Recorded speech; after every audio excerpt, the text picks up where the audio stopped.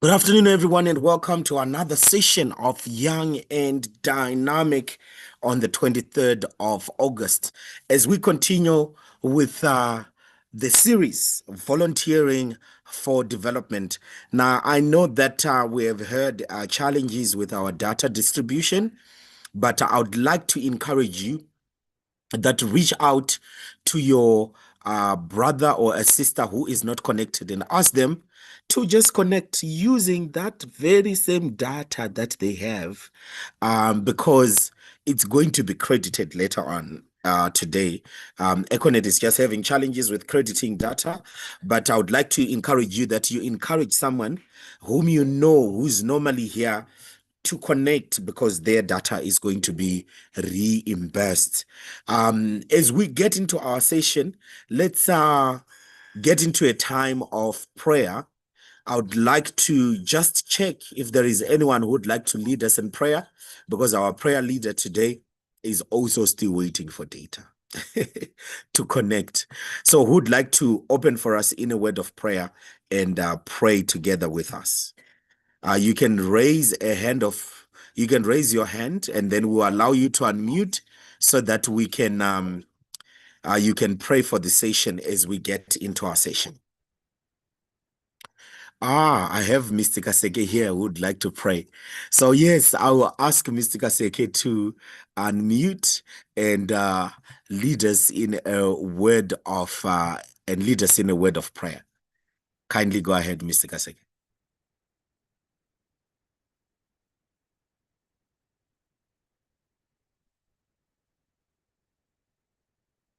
I don't know if you can hear me, because I can't hear you from this end, Mr. Kaseke. Okay. Let me ask. There we go. Thank you so much, Pastor Menashe, for the opportunity to pray. Shall we pray?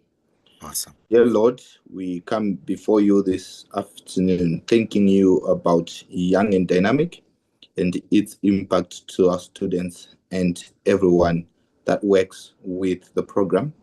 In the mighty name of Jesus, I dedicate this specific session as our students are getting mentorship on how they can do more, on how they can volunteer. Father, I pray that the Holy Spirit guides us so that it comes from an authentic heart. Father, plant a seed and a hunger to do more for our society and community. Father, I pray that the Holy Spirit be in each and every one of us, a burden for each and every one of us to do more. And as we learn, Father, I pray that you open our mind to understanding and our heart to acceptance. In the mighty name of Jesus, I pray. Amen. Amen and amen. Thank you very much, Mr. Kaseke, for opening for us in a word of prayer. Once again, I would like to welcome everyone who is on the platform, and thank you for joining us this weekend and for the sacrifice that you have made. I know that data has not yet been credited, and it's something that we are working on back end. Econet is having challenges with crediting data, but I'm glad that you have managed to connect. And as I just said earlier on, I'm encouraging you to let your brother, let your sister know, be a brother's keeper, and let them know to join in, as data can be credited anytime from now. So they are going to be reimbursed. So encourage them to find money to buy data right now, or use the data that they have for them to be able to connect. As we are getting into our part final, as University of Zimbabwe students would say, part final. This is our final episode on volunteering for development that we have been going through in the past 3 weeks, where we are helping each other to understand the global standards of volunteerism according and as per the standards of United Nations volunteers and even United Nations Development Program. The reason why we brought this series to you, I'll just remind you again, the reason why we brought it to you is because we know that, and we are noticing that a lot of you are starting initiatives that are doing a lot of service, that are doing a lot of community engagement. And it is important that we use the global standards of doing volunteerism if it is ever to be counted as a volunteering engagement. Because if it doesn't meet those 4 criteria that we are talking about, it's certainly not going to be considered volunteerism. So it's important that in your organizations, I can see a number of you whom I know are already doing something. We have God knows who's running a very effective community engagement. I think I saw Panache earlier on. Many of you guys who are here, you are doing something. But it is important that you understand these standards so that you will be able, number one, to be recognized for many awards that are awarding people like you. Number one. Number two, so that you ensure sustainability or continuity of your business. Number three, so that you are able to tell a story. And this, we find it on the 4th point, where we are talking about measuring impact, so that you'll be able to tell your story from the measuring of impact that you would have done. Okay, so it's important and critical that we align ourselves with globally accepted and globally agreed on standards of what volunteerism is. Having said that, let me welcome the Midland State University Young and Dynamic Club that are connected as a group. Hello, guys. How are you doing? Hello, guys. How are you doing? If you know, you know. So would like just to hear from MSU Young and Dynamic. They were working on something today, so we just want to hear what is it that they were doing, and we are now looking at the ceiling. So I'm hoping that they are going to push their camera forward so that we can see. Yes. So I will ask Stan if you can help us by unmuting MSU Young and Dynamic Club so that we can hear what they were doing today and how that turned out. So MSU, how are you guys doing? Okay, we are trying to unmute you so that you guys can give us just a synopsis of what you have been doing today as a group.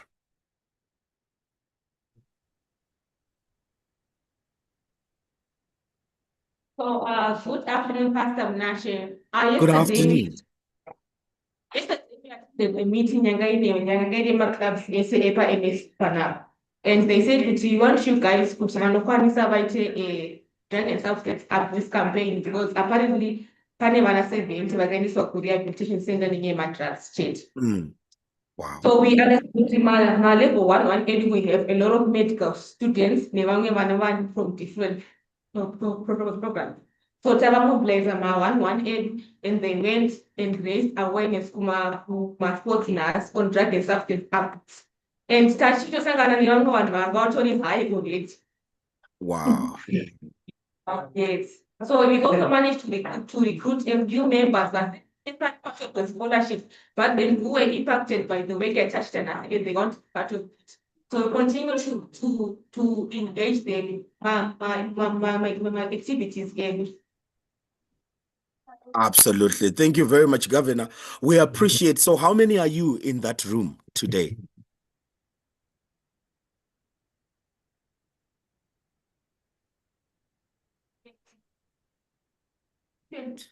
An estimate. An estimate, how many are you in that room today? 43. 43. Yeah. Amazing. Thank you very much, Governor, and thank you for the community engagement that you guys did yesterday. We appreciate. Do we have any Joshua Lights 1-1 who are joining this group right now? If they can just lift their hand and see if we have any. I saw a hand at the back. Wow, wow, Joshua Lights. Thank you so much. I mean, these are the things that we talked about, that you should then find yourself becoming part and parcel of the family by joining initiatives like this. So thank you very much, Governor Tasha, for taking this initiative and for leading the team. We appreciate it. And everyone else is here, the Joshua Lights, the Capernaum Scholars, those who are on the patrons, and our stars also who are part and parcel of the 1-1s. We appreciate you and thank you so much for going out to make a difference in the environments and in the community that you are in. We look forward to see more and to hear more from you. We will go straight into our part final of volunteering for development. And I would like to just start by hearing from you what you remember from the last session that we had. If you remember something, you can just show by raising your hand, or you can type something in the chat box and we hear what you guys remember from the sessions that we have heard. We talked about the pillars of, just to jog your mind, we talked about the pillars of global volunteering standards, if you would like to remember. And the week before that, we had even talked about, once I say this, you guys would then remember everything about etymology of volunteering for development. So I'd like to hear from you guys. What do you remember? You can type in the chat box, or you can show by raising your hand so that we unmute you and you tell us what you remember or what your takeaways were. And I hope you are writing your notes. And I saw a number of you writing notes in the last sessions. Perfect. Asha, the guy who connected as number 1 today. The first connector today was Asha. He was the first attendee to connect. Asha talks about SWOT analysis. Your strengths, your weaknesses, your opportunities, and your threats. Yes. We were saying it's important to know and to understand yourself as a volunteer. You have to know that you have to be self-aware for you to be able to pick the areas that you can contribute to out of those 17 areas that we talked about. I will not mention what those areas are because I'd like someone to let us know what those areas are that we talked about, so that you find areas that you can gel as an individual. You can't solve all the problems in the world. If you can pick one problem and you focus on that and make sure that it is done, but also your personality will matter, and then your strengths, your weaknesses, your opportunities, and your threats will also matter. You need to look into that and see if you can fit into that. What else did we talk about? So thank you very much, Asha, for that. If you still remember, what else did we talk about? Yes, Gunduza, Louisiana is mentioning those 17 areas, which are the SDGs, Sustainable Developmental Goals, right? Or Sustainable Development Goals. So we have the 17 Sustainable Development Goals, and you want to be able to look at these, get to know them, and also look at yourself, get to know yourself. We talked about self-awareness, remember, when we were talking about the SWOT analysis. And then you choose, based on those two, you look at your person, the person that you are, the self-awareness, your passions, your interests, and everything else, your SWOT analysis, you look at the sustainable developmental goals, and then you look at areas of passion or areas that challenge you, that you might want to sink your claws in to resolve as challenges. So some of us will do drug and substance abuse, but some of us will look at SDG 13, climate. Some of us will look at SDG 4, education. Some of us will look at 1 and 2, the alleviation of poverty and hunger. So it all depends, number one, with your passion.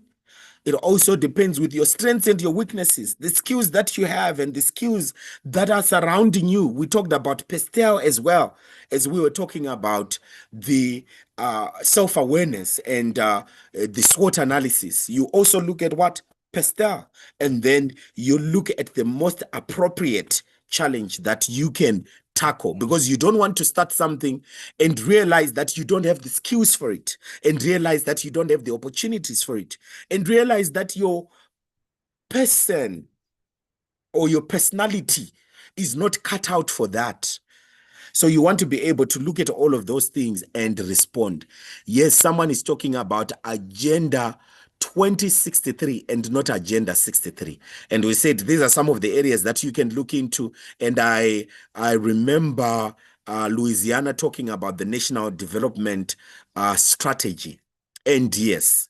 And we said that one is specific to Zimbabwe, but Lesotho do have theirs and Burundi do have theirs. So those 3 areas for Zimbabwe, the National Development Strategy, we are now on the National Development Strategy 2, and the African Union's Agenda 2063 and Sustainable Development Goals are the 3 areas in which you can look for challenges for you to respond. And anyway, the challenges you find in these 3 documents, they speak to each other. They are just framed differently, but they speak to each other. So you then just pick one that you respond to that is most appropriate to your community. Yes, Ashley Sagara, we mentioned that we should take action. We should take action. Ropa Fadzo is saying, yes, the 4 pillars that we talked about on volunteering for development, designing and delivering of projects, which we said we are going to be expanding more, the duty of care, managing of volunteers, which you're going to be looking at today, and measuring impact. So if you are a young and dynamic governor, or you sit in that committee, today's session is really tailor-made for you. You want to be able to write as many notes as we can, as we are going to be talking about managing volunteers and measuring impact.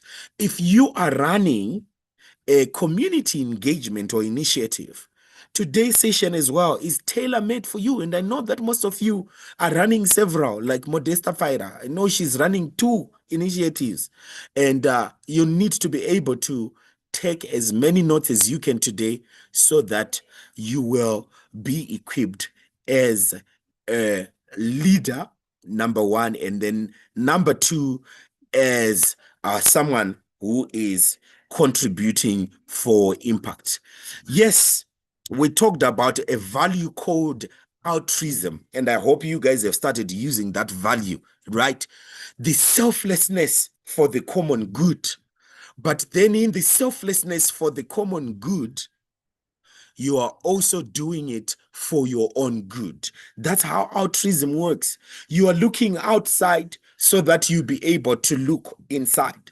You are helping those around you so that in helping them, you will also be able to help yourself. Some would call it enlightened interests, knowing that the good of others is the good for me as well. That selflessness level, that selflessness value that we all have to pick, which speaks to servant leadership.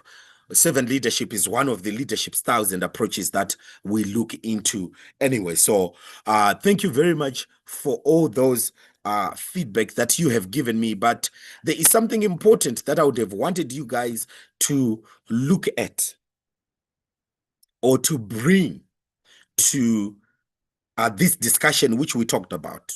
Remember, we said our volunteering should be for development, which is in the title of this session. Very important and very critical, and I hope you remember what we talked about on that one. Then number 2, our volunteering needs to be impactful volunteering. It has to create a legacy.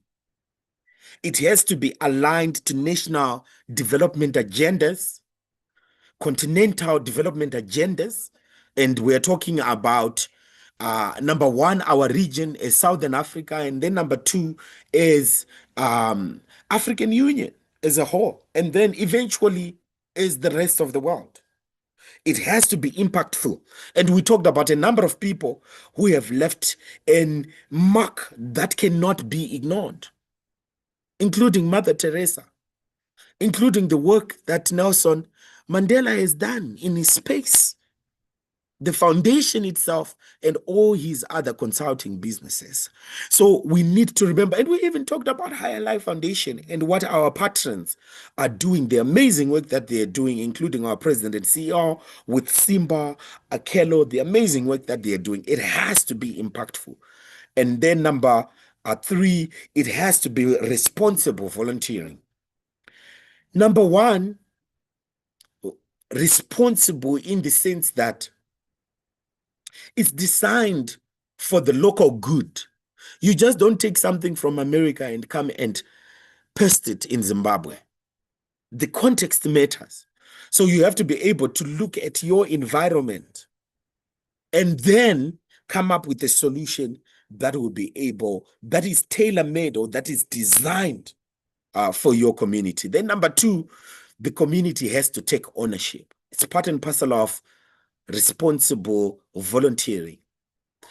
Then number 3, the activities that we are doing, they are not harmful to the human beings that are being assisted and to the human beings that are assisting. Very important.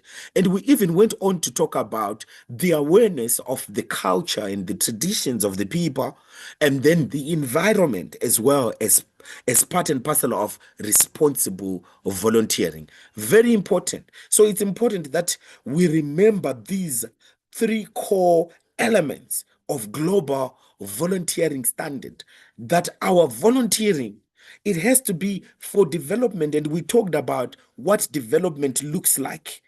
We even gave an example of your neighbor's fence that is falling apart, isn't it? At MSU, we used to call it things fall apart. Your neighbor's fence that is falling apart, and how we can help at church and in the community. Then impactful volunteering is one of the core elements, and then responsible volunteering. And then from there, that's when we looked at those 4 pillars or 4 themes.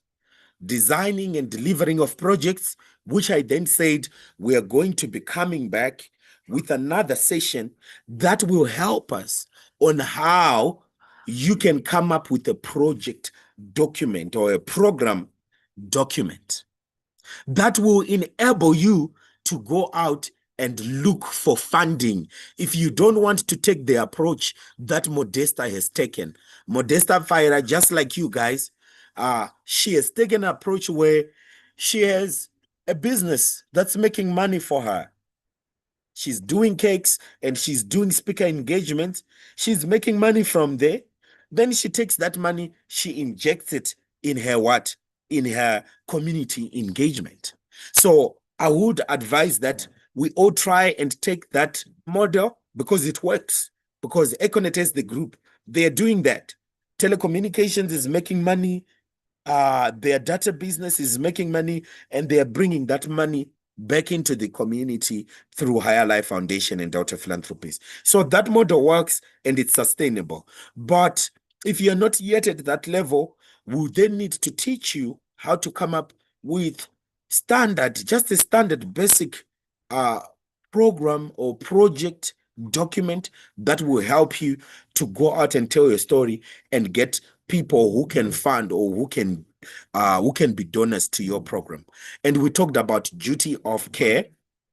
Actually, let me start from there so that we are reminded about those important areas that are under duty of care.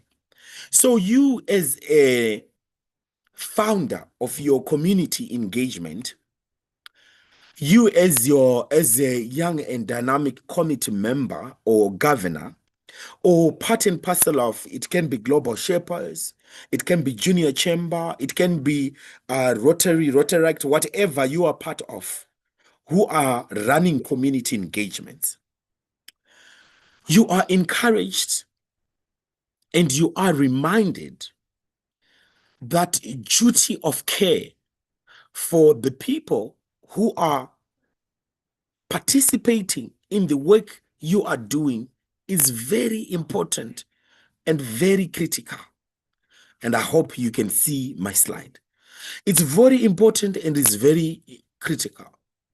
You as a leader, you can't separate yourself and say, I'm just a leader, I'm not a manager. It's something that we ascertained in our last meeting. It's very important that you understand that the concept of leadership and management and the nexus of leadership and management is what makes you a leader of not. You just can't say, I'm a visionary leader. All I do is I dream and I bring things alive, and then someone has to manage them. If you can lead, you have to be able to manage. The other way around, it can be a different story in the corporate world. The big question is a manager, a leader. But on this platform, a leader has to be a manager. So whatever dream you have come up with, remember that you have duty of care to community members and volunteers, and you want to make sure that they are kept safe and they are kept free from harm. So number one area under duty of care is safety and security. You need to write that down. As young and dynamic clubs or as organizations, as community engagements that you're doing, you have a responsibility to understand and to assess and to mitigate risks which may affect the safety of volunteers and community. I'll start with the volunteers because you as a leader, you already have volunteers. I know God knows there's over 30. Panashe is over 30 volunteers that they are working with. You can't have a volunteering activity that starts at 5 p.m. You know that the sun is going to be going down by 5:30, 5:45. How are your people going to be traveling back home? Some of them have duties that they need to do home. They need to go back home and cook for their parents. Some of them, they're actually the parents in the house. They need to take care of their young brothers and sisters. How do you have an volunteering activity that starts at 5 p.m. later on that is done in the evening, or that is done too early in the morning? You're asking people to come to your volunteerism activity at 5:30, 6 a.m. in the morning. You are putting people in harm's way because at 6 a.m. in the morning, most of our streets will not have people, right? And it can be harmful to the girl child who will be trying to make it across the streets of Kwadzana 6 a.m. in the morning. Why don't you start it when the sun is a little bit up? And you make sure you start at a time where they'll be able to find transport without getting them in the danger of being picked by matsotsis, and then finish on time to make sure that they can make it home while the sun is still out. So these are some of the things that you want to consider as young and dynamic club committees and as a leader of the project that you are doing. Some of the examples that we can pick have to do with the materials that they are going to use. Cleanup campaign, for example. You can't have a cleanup campaign where people are picking dirt or peppers with their bare hands, right? You can't. Without masks, without the PPE that is required, without the brooms, without the bins where they will put things. So you want to be able, in your planning, which we talked about on designing and delivering of project, you want to think about all of those things. How can I keep my volunteers safe? Number three, using the same example of a cleanup campaign, you want to look at that the volunteering you're doing does not harm the community. At some point, we had an engagement in, was it in Glenview C? We had an engagement at Glenview C. We had so many, I think we had over 200 volunteers that came up as young and dynamic. And then we did an amazing job. Is it Glenview 4? Yes, it's in Glenview 4. We did an amazing job where we picked rubbish and then we were putting it at a central place, at this place. But then what we had not done is we had not brought enough bins for us to be able to dispose these things. So we ended up just leaving a heap of rubbish. And then we realized when we were there that, we did not think about safety and security of the community here. But it was already too late. There's nothing that we could do at that time. So we left it there. During the week, we were called by the City Council of Harare. And they said, you're the guys who are doing the work over there. And we said, yes, we were the ones. They said, you did well. But you left even more harm in the community than what you guys were trying to do. Because the rubbish heap that you left is now all over in that street. It's all over in that street. And some of it had been dumped in the sewer pipes. So it was now blocking the pipes. And they had had a situation whereby one of the pipes had burst. What happened? The children in that community went and then they started playing on that rubbish heap. Some of them were taking that rubbish heap. I don't know how they were doing it. And dogs went to look for food there. And when we went in that street, we felt very ashamed and disappointed with what we had done.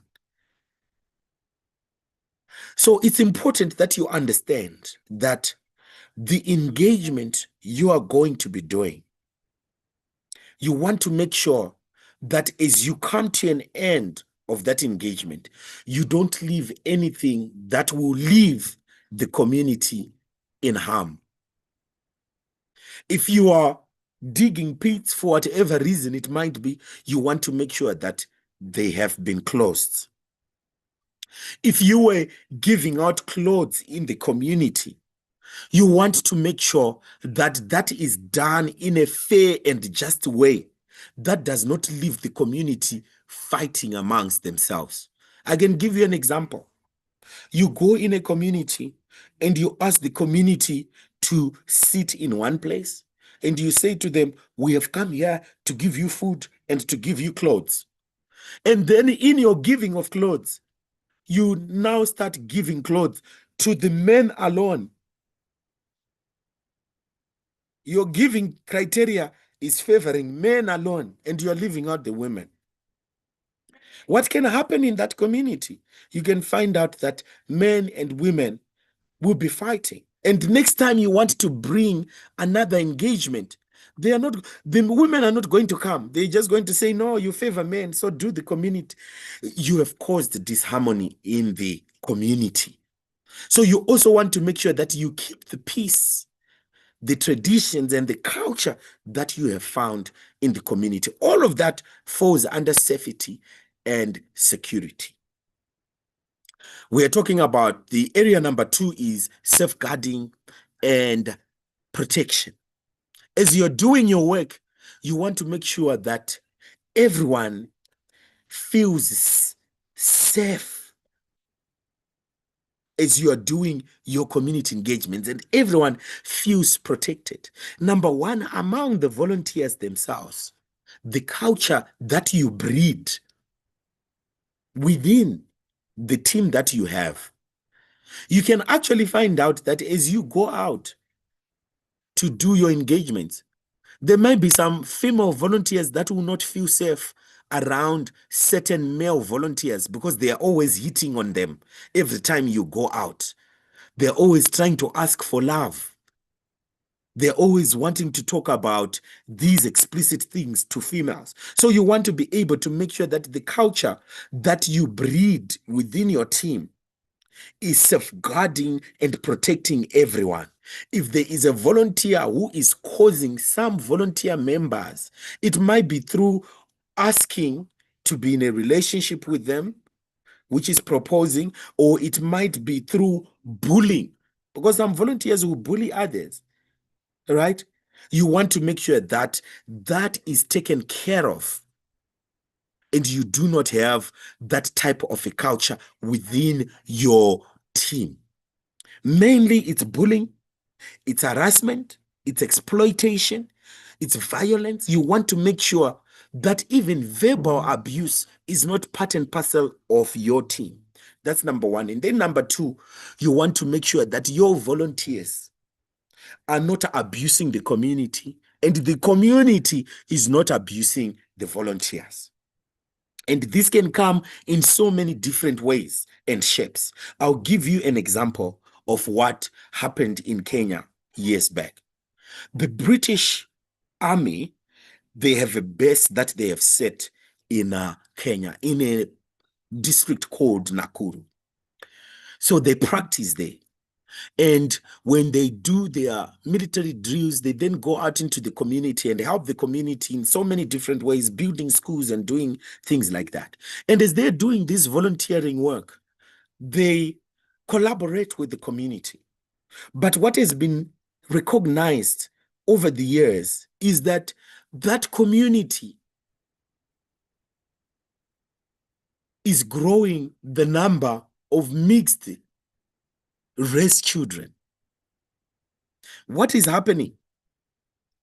The military boys, they're going out and having babies with the local community, and they refuse the responsibility. Besides, they're not even supposed to be having babies. So when they leave to go back to Britain after their deployment, they are leaving fatherless children back in Nakuru.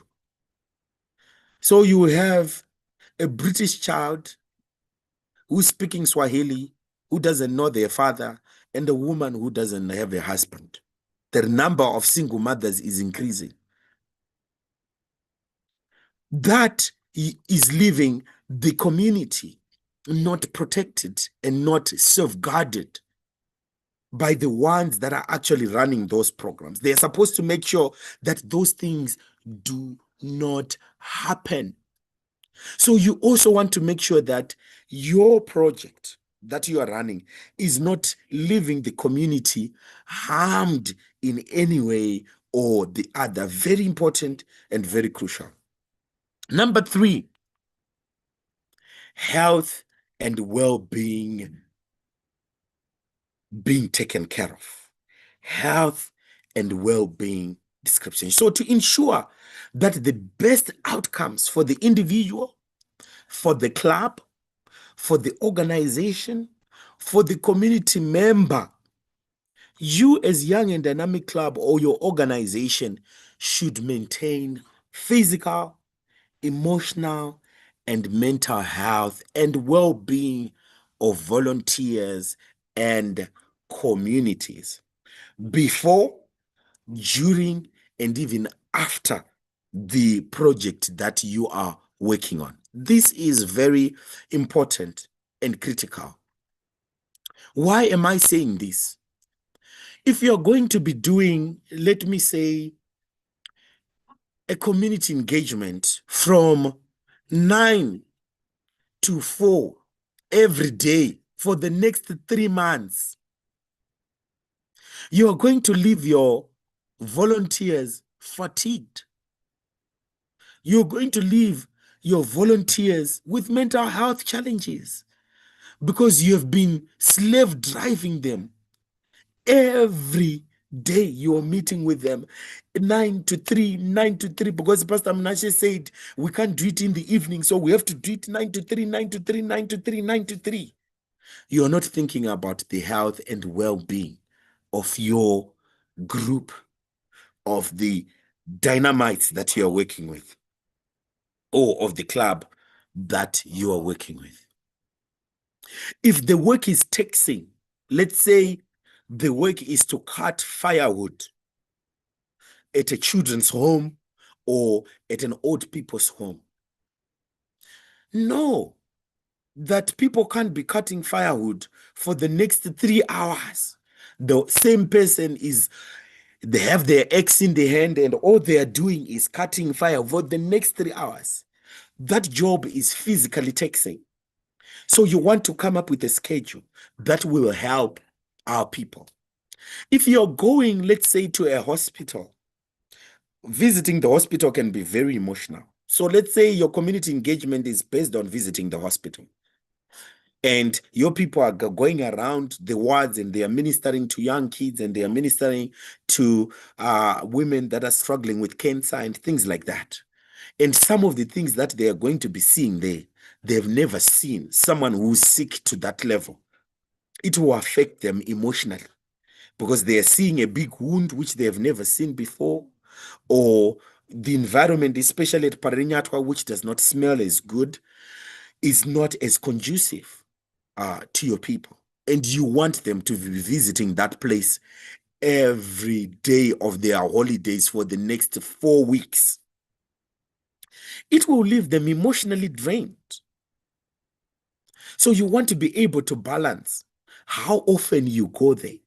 If you say once a week, that will be good. Twice a week, that will be good. So that you'll be able to balance between their emotional well-being and then being able to pour into the people that they are trying to assist, to encourage, to pray with, or to bring life to. Because your volunteers, obviously, they will not be trained to do that kind of work. That's why we have nurses. That's why we have doctors. So you want to be able to be to balance their emotional well-being and then them being able to pour into the people that they want to be able to help and assist. So you want to be thinking about all of these things, even physically. Let's say your engagement has something to do with going at a mental institute.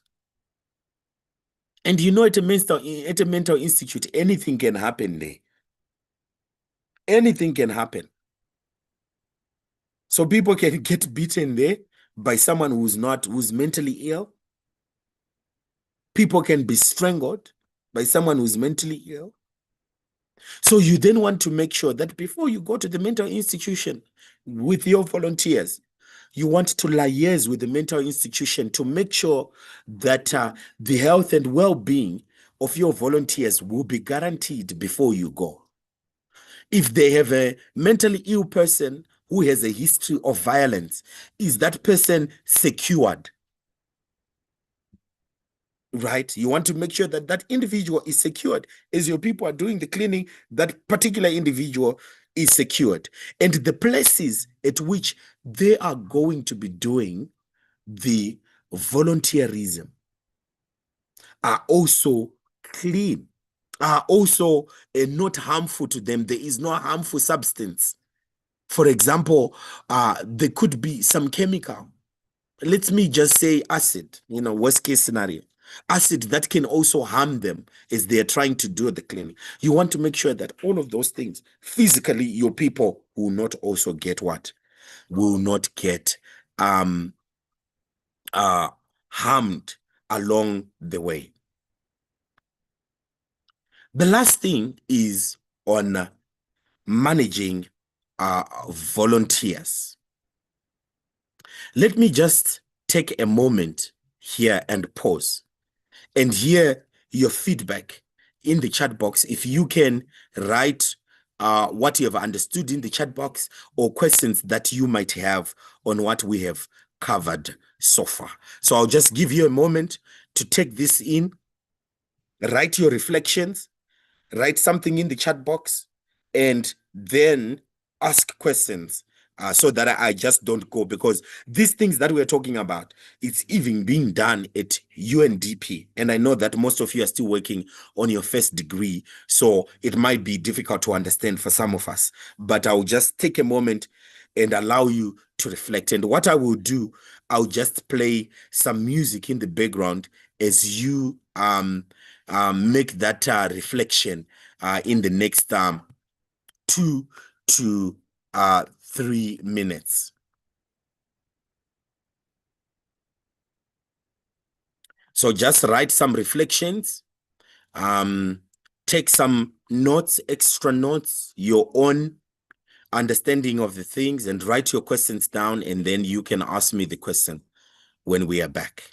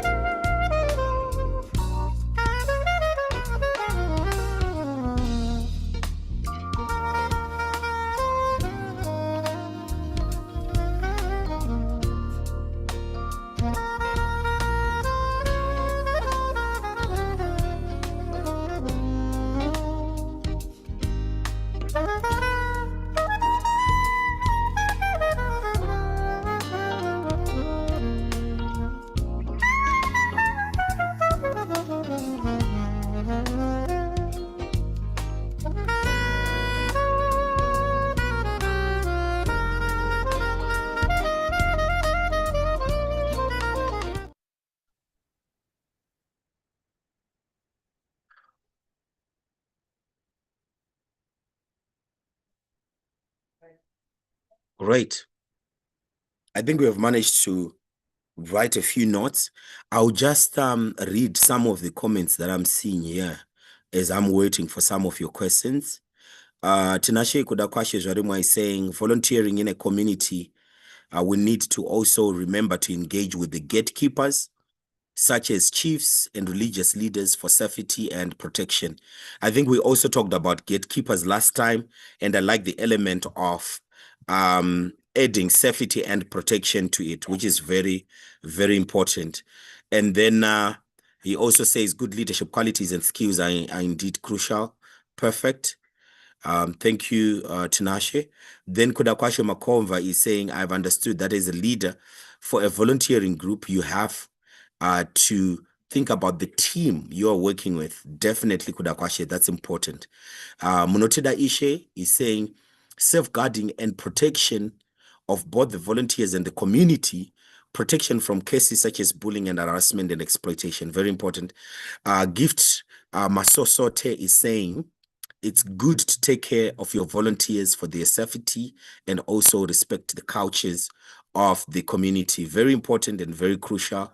Melissa is saying, when volunteering, make sure that your surroundings and the environment you are working in are safe, and try to address any harm that may come your way before going to volunteer. Makanaka is saying, I've understood that safety and security of volunteers, let's say in a community initiative. Okay, having clear and flexible time frames also Thank you, Makanaka. You can rewrite that so that we understand what you really wanted to say there. Asha is saying, I'm a Joshua Light. Just to make a question. Volunteers we are talking about can be my other Joshua Lights. I may be leading example NAST and can include friends or colleagues from community. Yes, Asha. So you find out that as you go to university, there are young and dynamic clubs that are there. The young and dynamic clubs that are there are led by a governor and his committee. So when I was referring to young and dynamic clubs, I'm referring to those committees that should ensure all of these leadership qualities and management qualities and standards are included in their planning, in their designing and planning of the project. They need to make sure that safety, protection, blah, blah, blah is done. That's level number one. Level number two is for you, Asha, as someone who is going to start a community engagement, because you're a new Joshua Light and we're looking forward for you to start even your own community engagement. You have to make sure that in the designing and planning of your own project, you also infuse all of these things: safety and security, safeguarding and protection, health and well-being. In the planning stage, you want to make sure that all of these things are accounted for and they are mainstreamed. So I hope that is clear. Right, Samsung SSMM13FU, please write your real name so that we know who you are.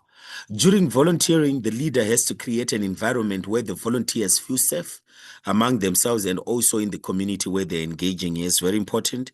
Gurai Muzinda is saying, I have understood that as a volunteer, you have to make sure that what you do does not cause harm to the community. So let me just look for questions now. I think you guys are getting it, you're getting it. Now I just have to look for questions in the chat box.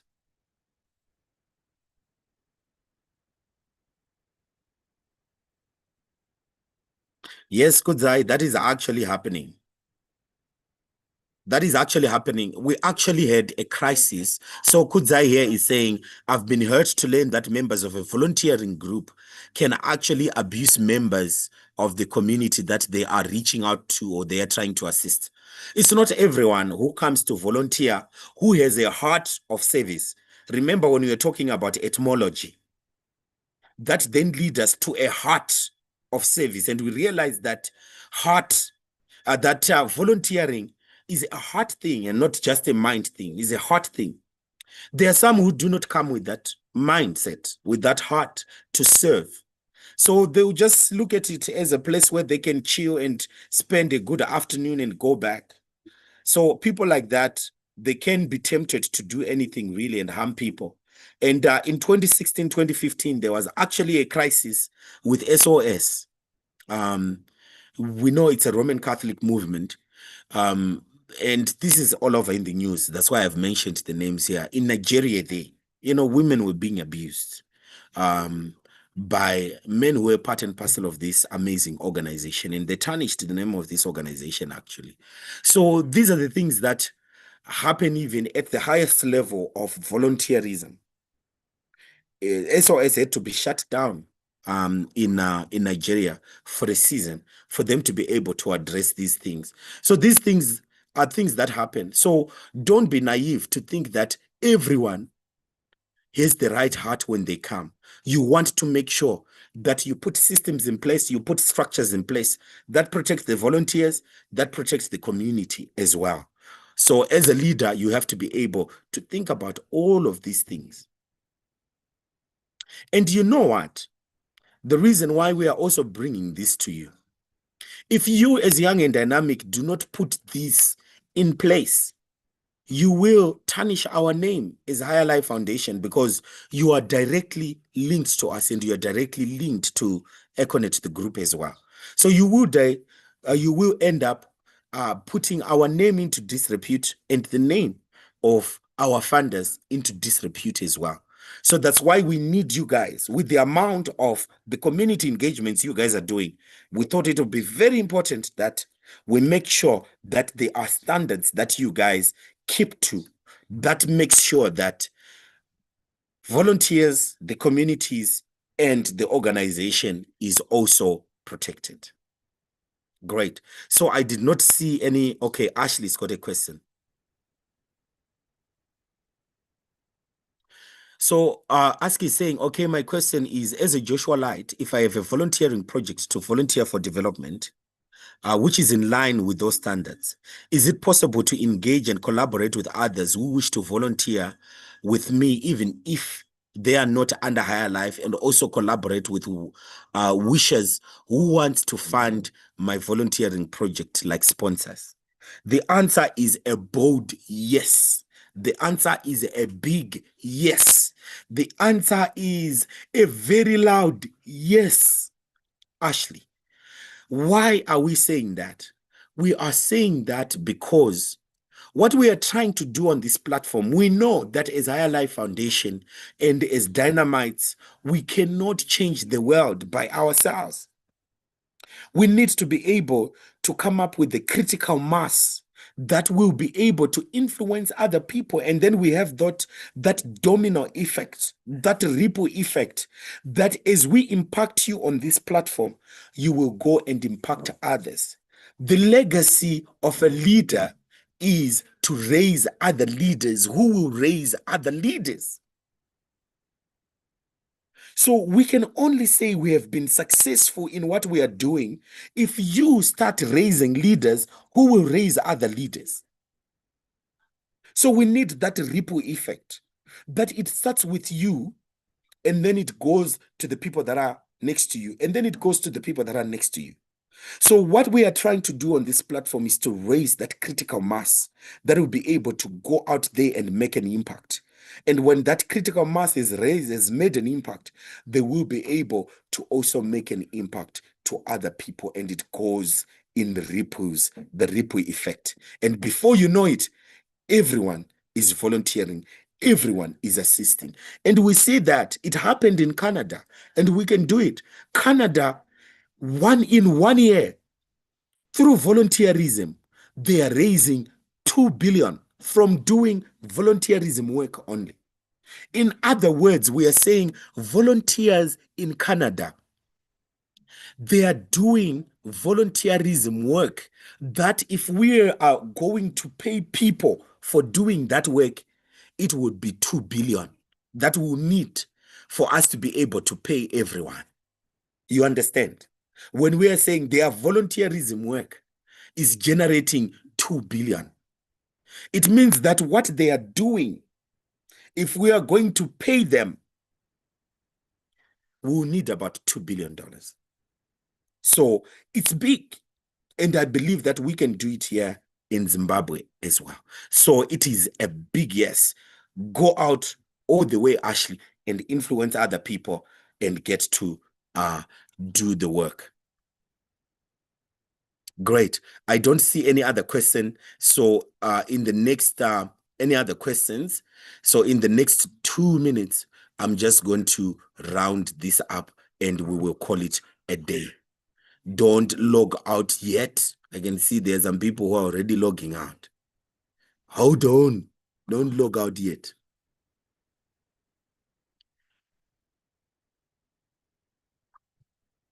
Right. So we have talked about the duty of care. We are now moving into managing volunteers. Now, for Young and Dynamic, you don't need to worry about that point number 1 of recruiting and selection, because you already have your group cut out. Your group is the HLF Fellows, Joshua Lights, Liquid Scholars, Stars that you already have, so you don't have to worry. But for people who are running their own, remember that you have to have a selection criteria when you're recruiting volunteers. You just don't have everyone on it, because if you just pick anyone and everyone, you might pick the wrong people who will come and tarnish your program. So you want to make sure that you have a selection criteria in place. that speaks to the kind of a personality that you want, and just make sure that that criteria is there and it's something that you use consistently. Then number two, you want to make sure that for that engagement that you want to do, your volunteers, they've been prepared. Number one, they have all the information they need. They have been trained and there is learning opportunities in there. So you want to make sure that if it is cleaning, your people have been briefed and they have been shown, whether on site or prior going on site, how you would want the place to be and to look like, so that they know exactly what they need to be doing. And they are trained enough, even with the way that they are going to be speaking to the community, even the way they are going to be dressing. There are some communities that do not like women wearing jeans, right? So you want to advise them during that training session that in this community, they really don't like us to be wearing jeans.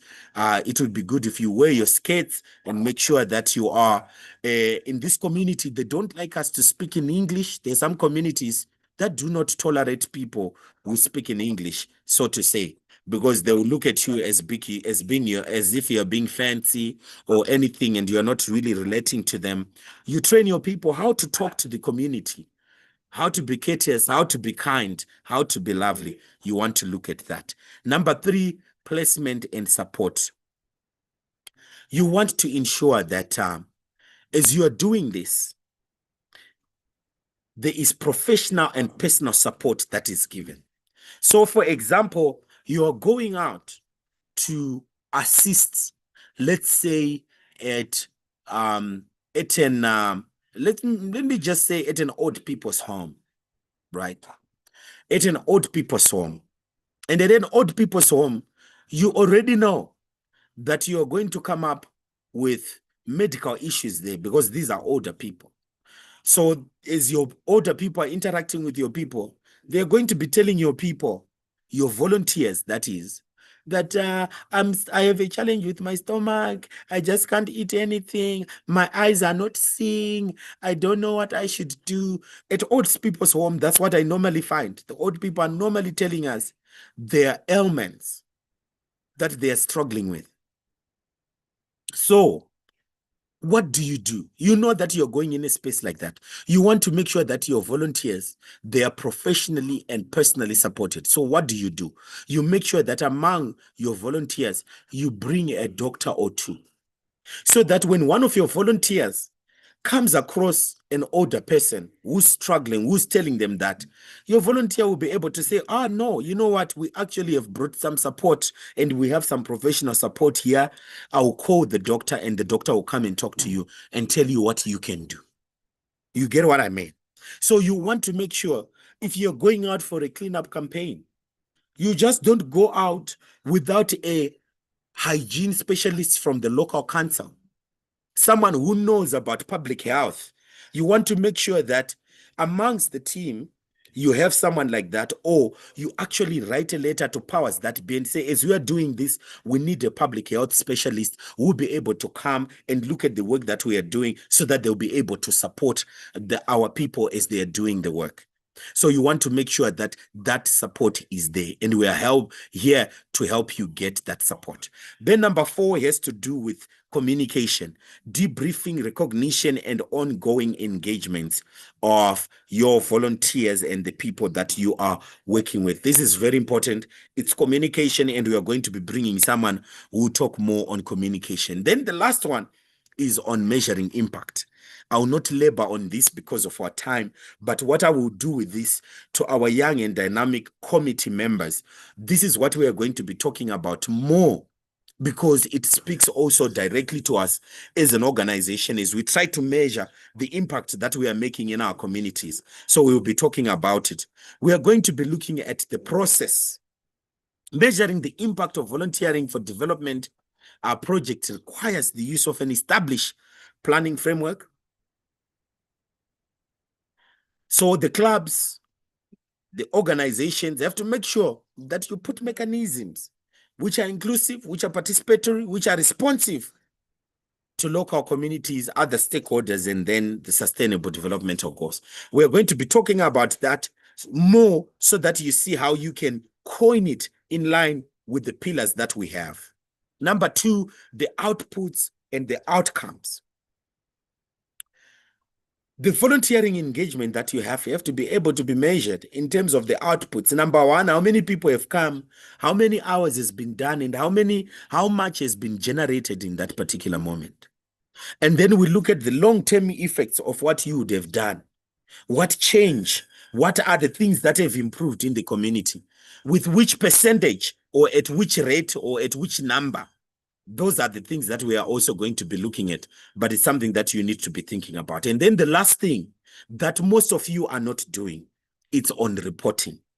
When you then go out to do what you're doing, governors, secretaries, vice governors, you guys are not coming back to report.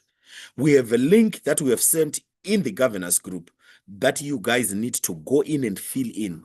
When you look at that link, it's got the number of people that have gone out to do the volunteerism work that automatically translate to the hours of work, which automatically translate to the amount that you have generated in that specific moment or hours that you have done.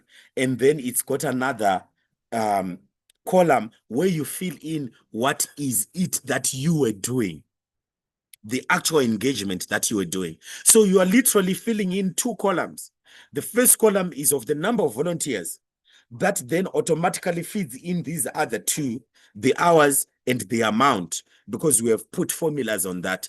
And then the second one that you fill in is the one that has to do with the actual engagement that you've done. And we have noted that some of you have not been doing it. So University of Zimbabwe, that's how you ended up not getting that fund which we gave to the other universities, because you're not reporting. So we don't know what you're doing. And as a result, we ended up giving those whom we saw doing something. So we are going to send the link again in the group, and Tawanda will pin it in the governors group so that you guys, you fill in whatever small or big event that you do. It can be mentorship. Make sure that you fit your report, and then we will be agreeing on how best we can even record, we can do video reports as we move forward. So guys, as you go back to school, would like to encourage you. Before I give those admonitions, let me just also encourage for those who are doing this individually, who have their own community engagement. We are here to help you and to support you. You can just let us know that this is what I'm doing, Pastor Menashe, and if we feel that we need to be there, we will certainly be there. Few weeks ago, we were in Stungwiza, helping Hibiscus with what they were doing there. Miss Wadanai actually went all the way, and she supported. Miss Paula went all the way and supported the work that was being done at Chipochashe Primary School. So we are here to support you and to help you as an individual, as you are doing what you're doing, and then as Young and Dynamic Club. And you just have to make sure that your calendar and Young and Dynamic Club calendar is aligned, so that you don't miss out on what we are doing as a group. So we are here to support you in that way. So as my encouragement to everyone is, you are going back to school, there is a lot of work that has been planned by your governors. Participate and cooperate and make sure you are available. Most of the work that you're going to be doing this semester is going into the schools. Each of the Young and Dynamic clubs have adopted a school where you're going to be doing a lot of mentorship. So go out and participate and be a part and parcel of that movement and mentor our HLF fellows in the different schools that you guys are going to find yourselves in. So make sure that you are available and you're helping.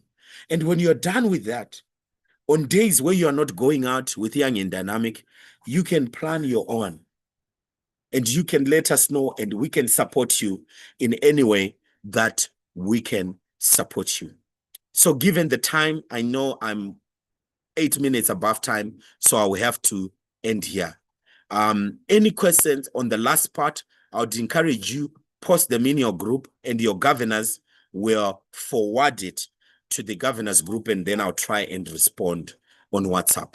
Once again, thank you very much, everyone, for joining. We look forward to see you again in 2 weeks, where we will be able to meet on this platform and do more of the work that you are doing.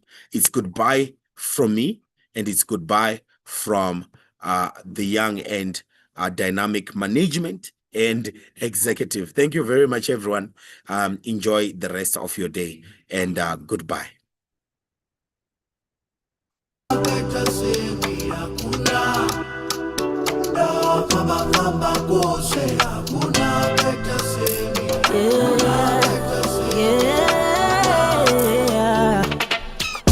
I've been looking so honestly, none can compare your majesty.